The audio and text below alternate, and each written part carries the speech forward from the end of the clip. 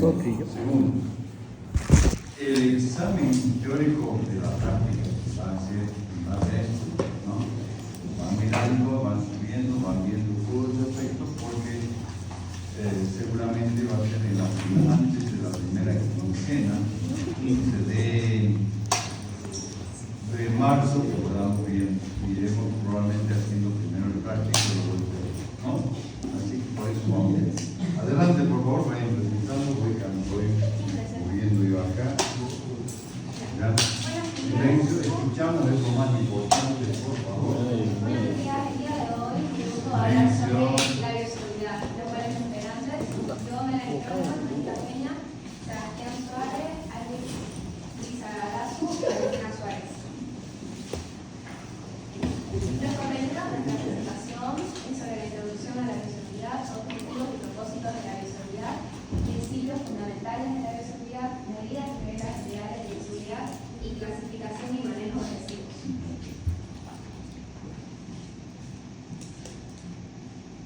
La bioseguridad es un conjunto de medidas para prevenir los riesgos biológicos, químicos y físicos que pueden afectar a la salud de las personas, a los que estén expuestos durante el desempeño de su función, como también puede afectar al medio ambiente, a los trabajadores de los hospitales y laboratorios. De igual manera, su objetivo es proteger tanto a los pacientes como a los profesionales.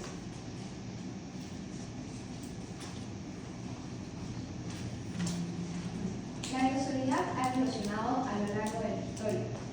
En el pasado, las primeras medidas de protección se tomaban como enfermedades de la peste negra, lo cual después esto fue evolucionando en el siglo XX, donde se establecieron reglas más claras para el descubrimiento de antibióticos, vacunas y el aumento del conocimiento sobre la transmisión de enfermedades. La importancia de salud y prevención dio un impacto muy grande en la humanidad luego de la pandemia de COVID-19. Los equipos de protección han sido clave para proteger a los médicos y a los pacientes, desde las primeras máscaras y vestimentas hasta los guantes, batas y trajes para aislamientos modernos. Hoy en día el uso de estos equipos es fundamental para prevenir la transmisión de infecciones y proteger la salud de los profesionales. La importancia realmente es que protegen a médicos, pacientes y otros trabajadores de riesgos biológicos y químicos, reducen el riesgo de enfermedades laborales y hoy son fundamentos en todos los entornos médicos y científicos. Hablando de lo que dijo mi compañera, hablamos sobre los objetivos y propósitos de la bioseguridad. Para empezar, la bioseguridad son las técnicas que nos proporcionan los hospitales u otros lugares donde trabajemos para nuestro cuidado. Y para eso tenemos el EPP, que es el equipo de protección personal.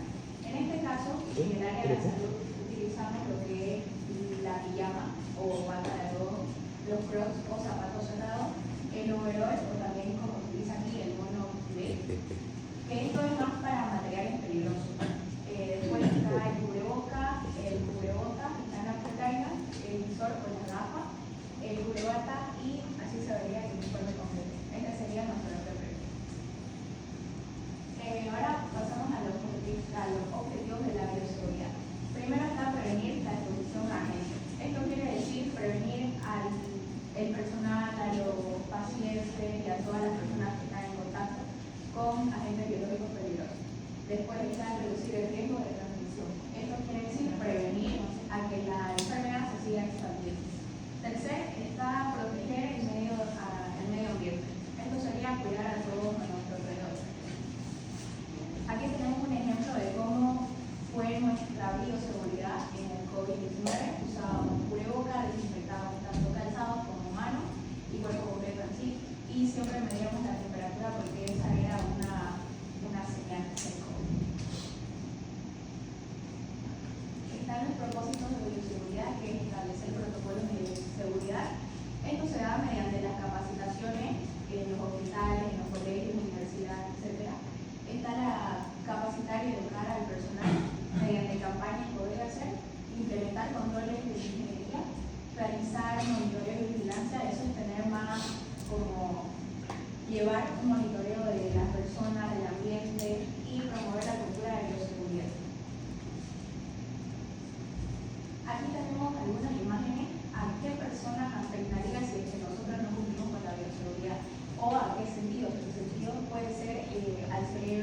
también afecta mucho a las personas con discapacidad, puede llegar a afectar al oído, al tacto y bueno, esta es la comunidad latinoamericana.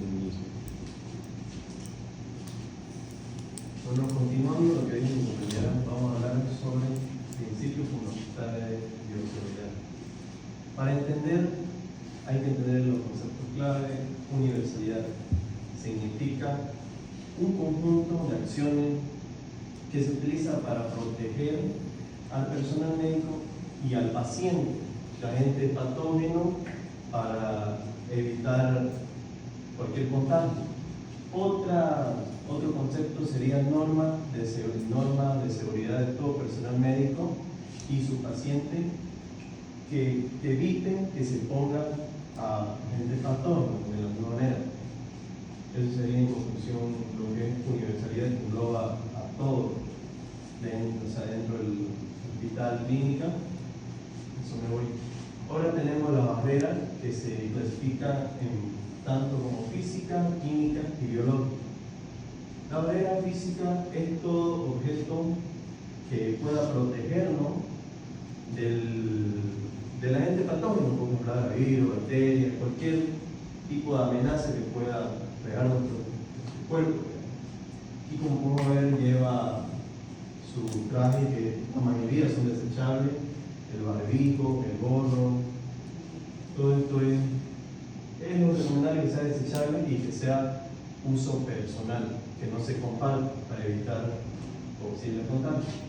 Química. Las barreras químicas son ya más elaborados y tenemos, por ejemplo, los antisépticos y los desinfectantes. Los antisépticos son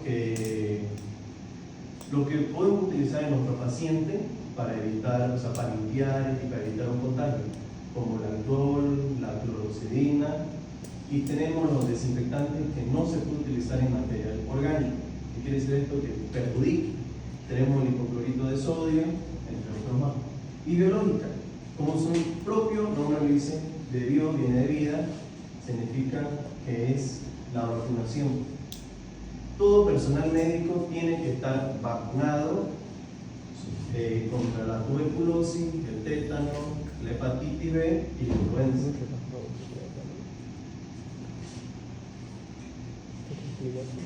Medios de eliminación. Como es bien sabido, y es algo que es obvio, el lavado de manos es algo que nos olvidamos, pero es algo súper importante. Aparte de que quita a la sociedad, quita el mayor porcentaje de gérmenes que podemos encontrar en nuestras manos. Un lavado se recomienda de 40 a 60 segundos, que no sea menos de ese tiempo para lavarse bien. Esto no incluye el lavado quirúrgico, es otro proceso. Eliminación del material contaminado. Esto tiene que ser mediante, como les digo, tiene que ser indicado, o sea que esto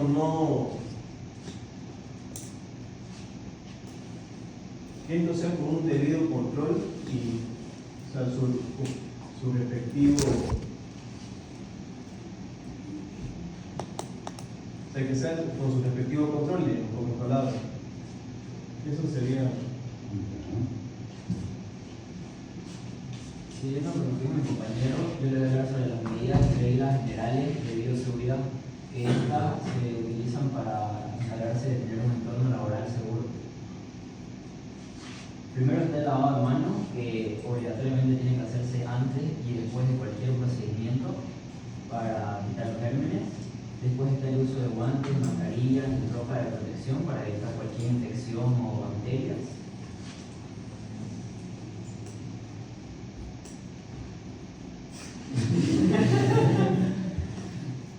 También está prohibido, obviamente, consumir alimentos, bebidas y todas esas áreas de trabajo, por lo que puede contaminar.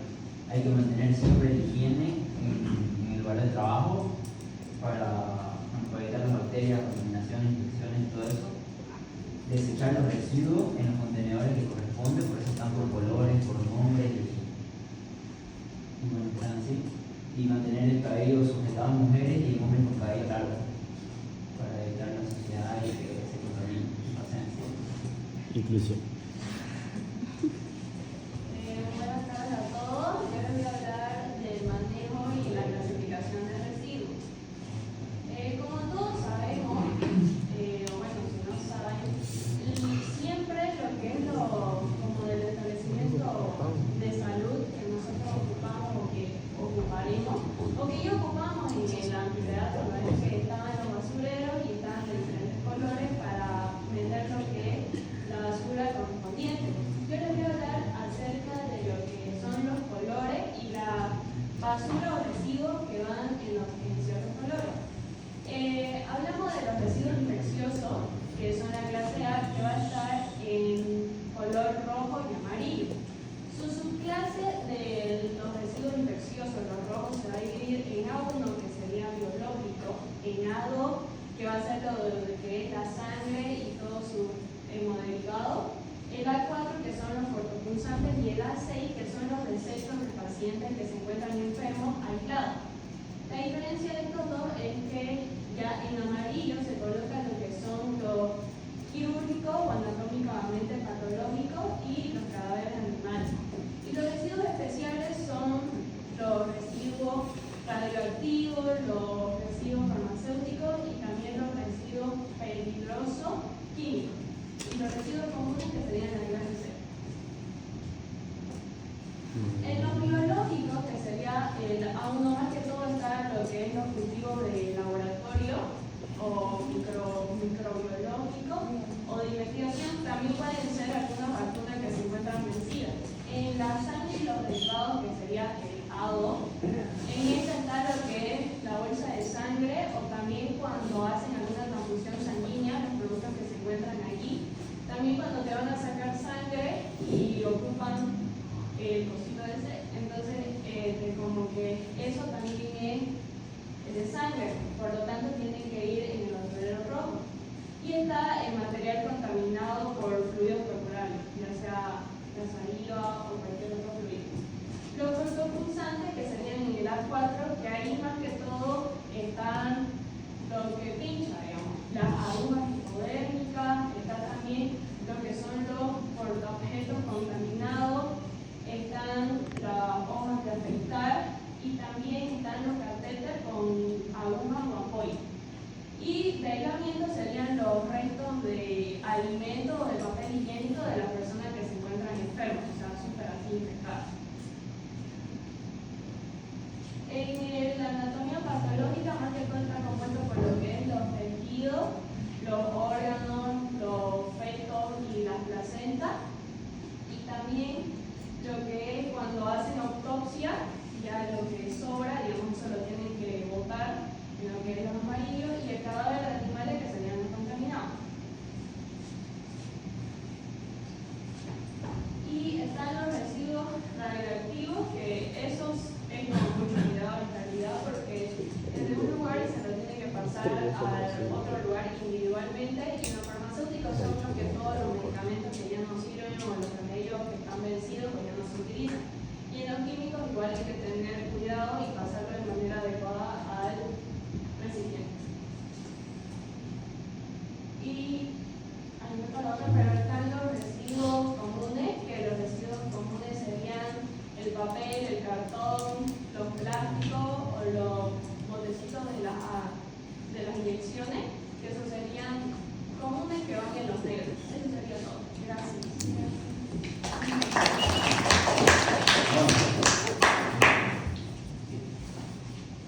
Algunas cosas, está bien la presentación. Generalmente tenemos algunos recipientes, no están todos, y atrás que nos sirven, ¿no?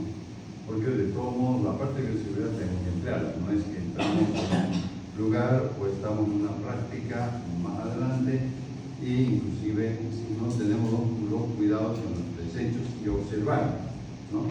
Observar también, por ejemplo, cuando uno se va a estar en un ambiente hospitalario, qué cuidados se tiene que tener, ¿no? Esto es una primera fase que es importante para el laboratorio. Por ejemplo, yo ahorita agarraría, si yo ahorita agarro y largo acá una, digamos que se me cae una caja que contiene un cultivo, una mancha, habrían muy pocos que estarían con algo de protección, ¿verdad? Entonces, algo que vamos a recomendar, es importante que en el transcurso de las siguientes clases debamos reemplazar. Efectivamente, la protección que vamos a tener es muchas veces el material o las muestras, por ejemplo, biológicas, van a venir, están conservadas con formol, disminuye en un 80-90% la integridad. Pero si cae una lámina y yo me apoyo acá, después lo llevo acá, estoy con el mandil, bueno, el mandil me protege, después lo lavo, lo desinfecto y no hay ningún problema, ¿no? Eso es importante porque he mencionado en una de las primeras clases, entonces, para que en el transcurso de las siguientes clases ya podamos estar con los mandiles, ¿no? Es importante, ¿no? Porque la ropa que usamos, la ropa para desplazarnos en la calle, en la aula, es diferente, pero sin embargo, para eso, o sea, mínimamente tenemos que tener en ese momento lo que necesitamos mandil. Probablemente en microbiología, en las siguientes clases van a tener que utilizar el bárbico y el gordo, en un caso guante. ¿Por qué?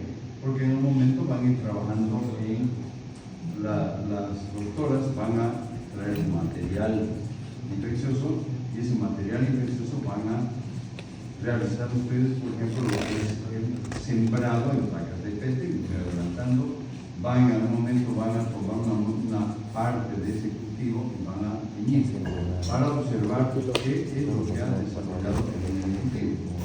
Acá no hay necesidad tanto, pero vamos a comenzar a mirar varias muestras es importante. Eso ha determinado, inclusive muchas veces dentro de la pandemia, que disminuya las posibilidades de que haya un problema. ¿Ya? No sé si hay alguna pregunta. Sobre todo, por ejemplo, los pilares fundamentales de la bioseguridad, la parte de lo que corresponde a la universalidad, la eliminación de residuos, todo eso es importante que lo vayan teniendo porque, como vuelvo a repetir, de estos temas, de los 6 temas, en donde justamente haremos un primer teórico de la práctica. Son dos exámenes teóricos de la práctica que se realizan en el año. Posteriormente ya será ya la observación del microscopio. ¿Alguna pregunta, alguna duda? No sé si hay algo más. Bueno, entonces voy a tener que volver a abrir porque esto creo que voy escuchando, después yo voy a... Confort, papel desechable. Adelante, por favor. Buenas tardes, doctor. Todos colegas de la carrera. Vamos a hablar sobre el microscopio. Nuestros integrantes del grupo son 3 personas: Dani, Pablo Reynoso, Ángela Limpia y Susana Rosero. También está María José Cuba, que no puedo decir que tiene una aflicción de salud. Bueno, para empezar, ¿qué es el microscopio? El microscopio, que está de acá, es una herramienta que se utiliza para ver estructuras más pequeñas, algo que no podemos ver directamente con el ojo desnudo. Necesitamos una ayuda que sería el microscopio. Ahora un poco de historia sobre el microscopio. Bueno, primero fue inventado por estas 2 personas de acá, que serían Hans Lippershey y Zacharias Jensen, que son padre e hijo holandeses, que primero crearon esta cosa acá que parece un telescopio más que nada, que tenía un aumento principal de entre 3 a 9 veces, algo que no es mucho, pero era un avance.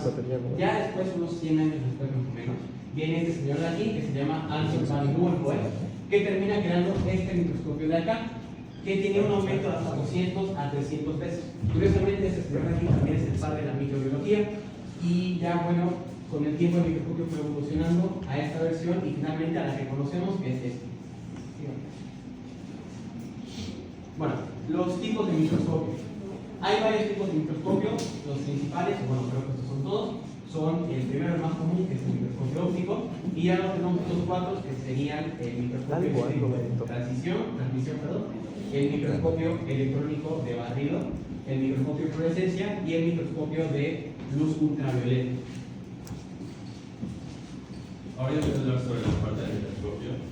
El microscopio se divide o se clasifica en 2 partes, que es el sistema mecánico y el sistema óptico. El sistema mecánico está encargado de estabilizar y equilibrar el microscopio y que el sistema óptico esté en correcta alineación. Las partes del sistema mecánico son la base, que es la parte o la pieza inferior del microscopio que se encarga de estabilizar y soportar al microscopio. Tenemos el brazo, que es el encargado de conectar a todo el microscopio, principalmente la base y lo que es el ocular. También tenemos el tubo, que es el encargado de conectar el ocular con el objetivo. Tenemos la platina, que es donde se asienta la muestra para que pueda ser observada. Tenemos las pinzas, que son las que ajustan a la muestra para que no se pueda mover y esté segura para su observación. Tenemos el revólver, que es una pieza giratoria donde también se encuentra el objetivo. Tenemos el tornillo macrométrico y micrométrico. El macrométrico es encargado de dar un enfoque, un primer enfoque, y el micrométrico es más preciso y da un mayor enfoque, un enfoque más preciso. Tenemos también las partes del sistema óptico, que eso se lo va a decir mi compañero. Ya bueno, como dijo el compañero Pablo, aparte de una parte mecánica, también hay una parte óptica. La parte mecánica es con la cual manejamos el microscopio y la parte óptica es con la cual nosotros podemos ver la muestra. Primero empezamos con lo más importante, que es el foco, de donde sale la luz. Ya después del foco, bueno, de hecho más abajo. De aquí viene esto que es el condensador. El condensador es con lo cual se concentran los rayos de luz directamente hacia la muestra. La luz no sale de una línea recta, va a todos lados. El condensador es lo que ayuda a que vaya directo a la muestra. De ahí, esto está seguido por el diafragma, que es esto de acá. El diafragma es lo que nos ayuda, nos permite controlar la cantidad de luz que entra directamente hacia la muestra. Y claro, dependiendo del tipo de muestra que tengamos, estamos mirando, más o menos luz nos puede ayudar a verla mejor. Después tenemos los objetivos. Aquí hay unos 4. Estos objetivos son el aumento principal que nos van a permitir ver la muestra. En este caso, el óptico, que es el que vamos a utilizar, solo hay 4 objetivos, que es el por 4, el por 10, el por 40 y el por 100. Y finalmente, para la parte óptica, tenemos el ocular, que son estos lentes de acá. Y no son solo unos vidrios para que nos vean la muestra, también sirven como aumentos, un segundo aumento después del objetivo. Y lo que hacen es aumentar más y más todavía, y es por donde nosotros vemos directamente la muestra. Yo les voy a hablar sobre el uso correcto del microscopio. Primeramente, prendemos la luz del microscopio, ponemos la muestra en las pinzas, como dijo mi compañero, que va justo encima de la platina. Posterior a esto, ponemos el objetivo que deseen, como ahí hay 4, 10, 40 y 100. Ajustamos el tornillo macrométrico para tener una visión general, luego el tornillo micrométrico para tener una visión más precisa y con más nitidez. Luego de esto, si quieren tener una mejor visión, pueden mover el objetivo a lo que ustedes deseen. Ya teniendo la imagen, pueden tomar nota, pueden tomar una foto, y eso sería todo. Ahora las aplicaciones del microscopio, sus funciones en la medicina. Observamos los microorganismos como las bacterias, los hongos y las células. El estudio de tejidos y estructuras celulares. Luego tenemos el control de calidad en el rubro farmacéutico y análisis de muestras en laboratorio, ya sea en diagnóstico de enfermedades o en investigación. Bueno, continuando con la explicación, vamos a hablar acerca de los medios de mantenimiento y cuidado del microscopio. Como punto principal tenemos la importancia de, para conservar el buen funcionamiento de la estructura del microscopio, tiene que tener un mantenimiento garantizado. Es decir, que no podemos estar manejándolo de manera innecesaria. Continuamos con la limpieza y almacenamiento. El microscopio, al ser utilizado con delicadeza, tiene un esquema de limpieza. Utilizamos la limpieza de lente, que no se utiliza como que el papel o una tela normal, sino se utiliza papel óptico y alcohol isopropílico al 70%. Si no saben qué es el alcohol isopropílico, es un alcohol que se utiliza generalmente en los hospitales o centros sanitarios, que al momento de aplicarlo en el lente es como que seca más rápido y deja menos residuos de lo habitual. En la eliminación del polvo podemos utilizar la brocha suave o el comprimido, que es lo esencial para no rayar los vidrios. Algo adecuado, es decir, que como solamente se guarda en el centro de litografía, en las clases tienen una manta y se lo guarda con el cable envuelto. Bueno, tenemos también precauciones y recomendaciones que es evitar tocar los lentes o lo que se dice el ajuste. ¿Por qué? Porque nosotros podemos dañar ese punto y al momento de dañarlo no va a poder enfocar bien y al momento de ver una muestra se va a ver borroso. No forzar los tornillos del enfoque. Lo que pasa con nosotros es que al inicio de no tener tanto conocimiento con el microscopio, nosotros manipulamos de manera incorrecta. Es decir, podemos forzar mal los tornillos y esto puede hacer que haya daño interno. Apagar la luz después del uso, luego tenemos mantenimiento periódico, pero eso ya se encarga de la universidad. Evitar exposición directa al sol, que como están guardados en lugares secos, donde no hay exposición directa, evita que no se dañe la visualización. También, estos son 4 puntos claves, que es usarlo con precisión, es decir, también la iluminación, manipularlo de manera incorrecta, limpiarlo bien, que nosotros no nos han explicado todavía cómo limpiar en un microscopio, pero están los pasos que es usar el aeróbico, el alcohol isopropílico, el 30%. Guardarlo con cuidado, que protegerlo del polvo, de la humedad y sujetarlo en un lugar correcto. Y por último, respetar los equipos, todos cuidamos bien este equipo, va a seguir funcionando a la larga para que no se dañe y no siga funcionando al momento de aprender el material. Eso sería todo, chicos, espero que nos hayan gustado. Gracias.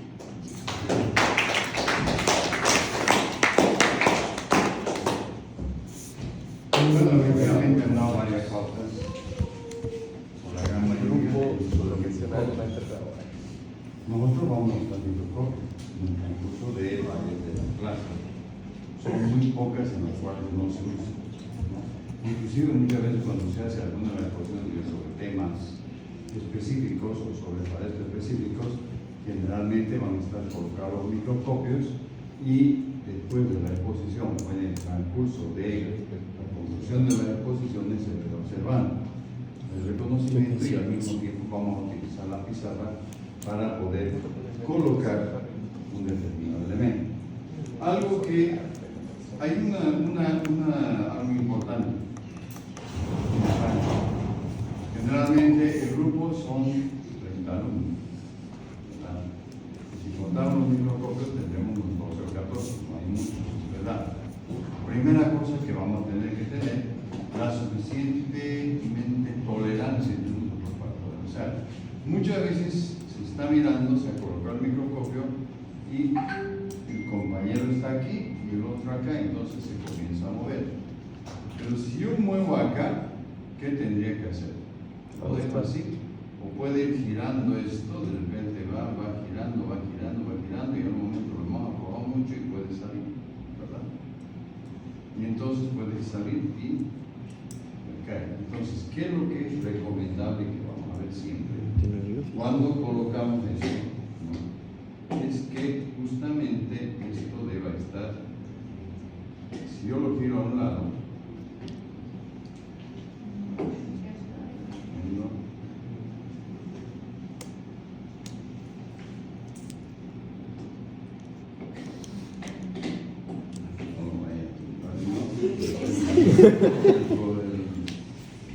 la recomendación de demás. Y después menos uno. Recomendación práctica.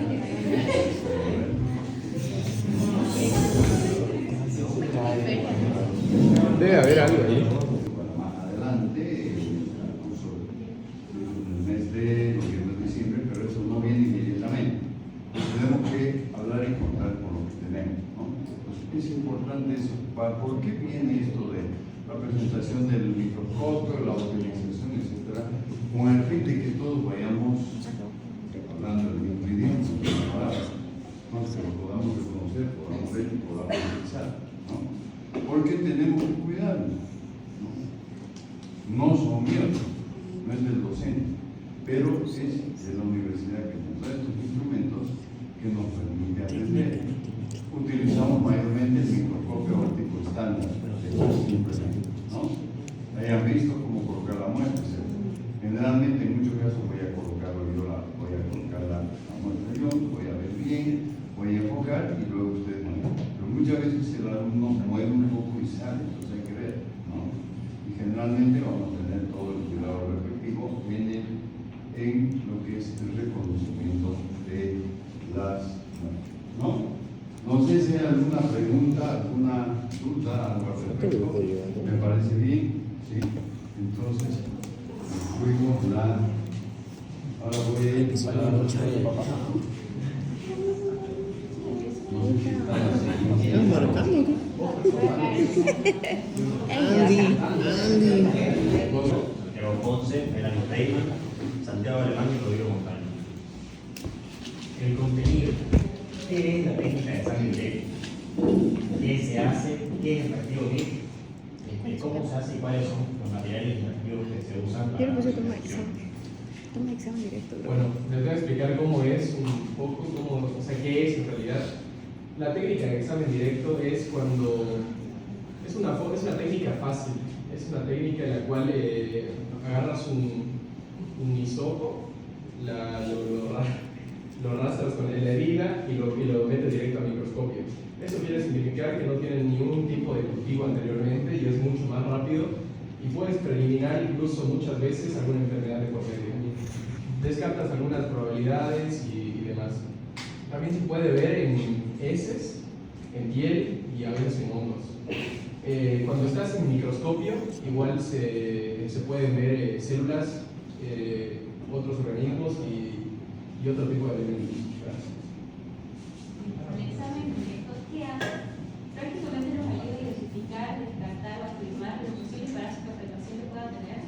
Esto se hace en un laboratorio clínico mediante diferentes técnicas, pero el día de hoy voy a explicar y hablar acerca de la técnica de muestra fecal, que se obtiene mediante un examen corpológico, que debe ser en un recipiente seco y limpio, no debe mezclarse con la orina y debe ser enviado inmediatamente al laboratorio clínico y que se haga la muestra. El laboratorio clínico debe estar en conservación. Esto quiere decir que tiene que estar en refrigeración, tiene que estar sellado, tiene que estar con formol y tiene que tener este reactivo de MIG. ¿Esto para qué nos sirve? Para que no se amplíen las bacterias y para que no se descomponga la muestra en sí. Sigue dando a explicar el reactivo MIG. ¿Cómo se ejecuta el reactivo MIG? O sea, ¿qué tiene? El reactivo MIG contiene mertiolate, yodo y formalina. ¿Y cómo se prepara? Con 250 miligramos de agua destilada, 200 miligramos de mertiolate a la 1/100, 25 miligramos de formalina al 40%, 5 miligramos de glicerina. Y al momento de usarlo se mezcla 23,5 miligramos de esta solución con 1,5 miligramos de alcohol concentrado.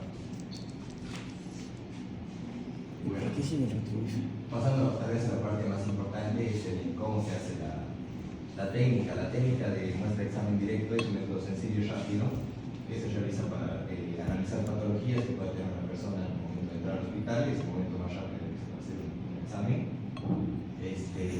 Tiene dos fases, que es el examen macroscópico y microscópico. En el macroscópico lo que hay que hacer es analizar la muestra y ver si es líquida, blanda o dura, si tiene restos de moco, sangre, algunas inclusiones, el color que puede indicar qué patología puede tener, ya sea apendicitis, temas de vesicabilidad.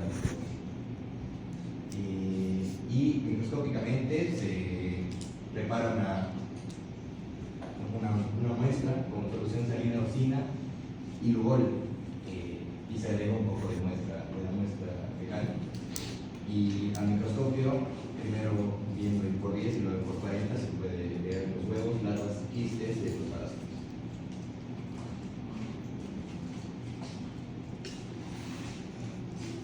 Los materiales reactivos son aplicadores de madera, que son con los que se recolecta las heces para colocarlos en el portaobjeto. El portaobjeto es donde se coloca la muestra para poder observar en el microscopio. Y encima va el objeto que es para proteger de que no se seque la muestra y es una lámina de vino más pequeña. El frasco contagota sirve para almacenar la solución salina y iodada y poder ponerla en cantidades pequeñas.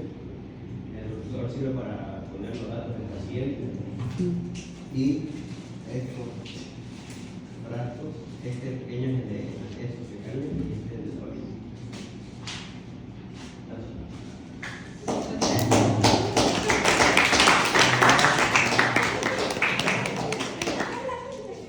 celular, pero no me daba la mano. Bueno, efectivamente, Oye, fue rápido. yo no voy a repetir, pero de todos modos, algo que, o sea, esto tiene su motivo porque lo vamos haciendo desde hace algún tiempo, no es desde ahora, siempre se han hecho, digamos, la parte de lo que es la capitulación, exposiciones, presentaciones, etc. ¿no?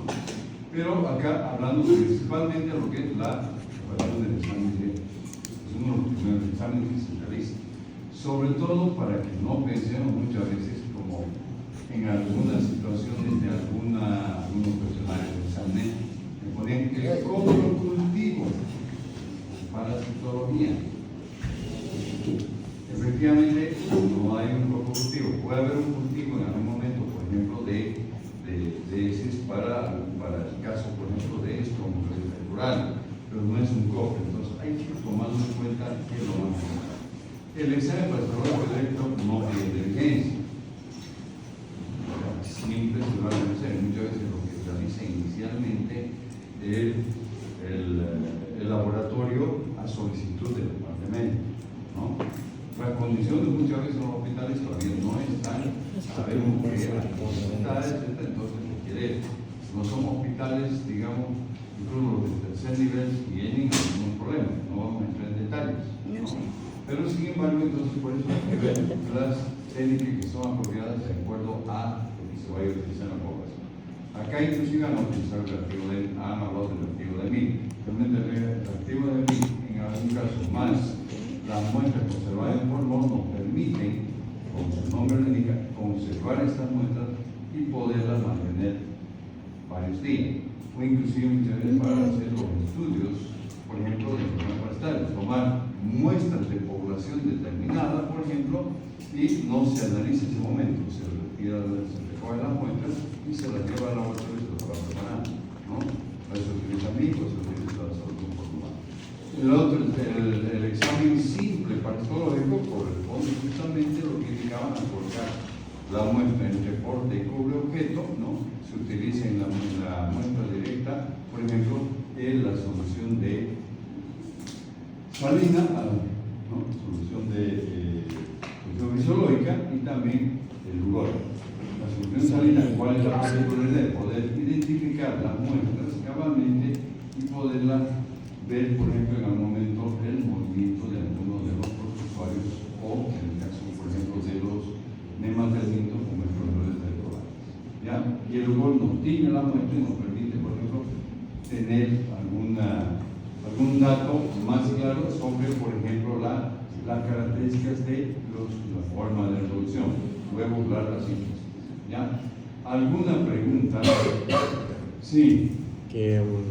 ¿Qué tipo de parásito no puede ser detectado a través del examen directo? O sea, podemos ver, por ejemplo, la presencia de huevos de parásito de Ascaris, tricocéfalo, estromiloides. Podemos ver también, por ejemplo, que es huevos de teña, de Hymenolechis, larvas de, por ejemplo, de estromiloides, larvas de bucinarias, como el caso del trastorno renal, de afroamericano, etc. Quistes de enfermedad estolítica, giardia, lactocistis, ¿no? El criptoporidio para requerir una coloración, ¿no? Amebas no patógenos, Endomeba coli, Odomeba bushli, Endolima nana, entonces toda esa variedad se la va a ir a observar, ¿no? Pues siempre se realiza el examen directo en las muestras parasitológicas. Lógicamente, también podemos hablar de un examen parasitológico directo cuando se toma lo que observaron, una muestra de una lesión de no úlcera. En este caso se hace la fijación de la muestra utilizando, por ejemplo, el alcohol metílico, se colorea con piensa y podemos identificar de frente, por ejemplo, la presencia de la forma parasitaria de Leishman, ¿no? Entonces, se menciona también en el caso del examen parasitológico directo, en el caso, como vuelvo a repetir, de la observación en un caso de tejido, ¿no? O de muestra o de úlcera presente en la superficie de la piel. ¿Ya? Está claro. Okay. Entonces, de todos modos, como digo, ahí es. Ahora voy a hablar en la parte teórica, de todos modos. poquito, pero en el curso de la próxima semana, que todos ya seguramente les han tomado un examen que se llama evaluación diagnóstica, ¿verdad? Como digo, ¿no? ¿Qué es lo que vamos a identificar qué es lo que se va a estudiar la parasitología, ¿no? ¿Qué tipo de disciplinas? Son muy puntuales, muy concretas. Es necesario aplicar esto que nos lo piden, ¿no? Yo la verdad que he ido avanzando eso, pero ya he hablado cabalmente de que la voy a hacer la próxima semana. ¿Qué día lo vamos a hacer? El día miércoles, en la clase teórica, en los primeros minutos, hacemos todo el cuestionario, etc. Tiene más que todo es una observación, pues ya. Voy a ver si agarro entre esos grupos rapidito, ¿no? Y avanzamos a la parte teórica, también muy ¿ya? Perfecto. Entonces, quedamos acá.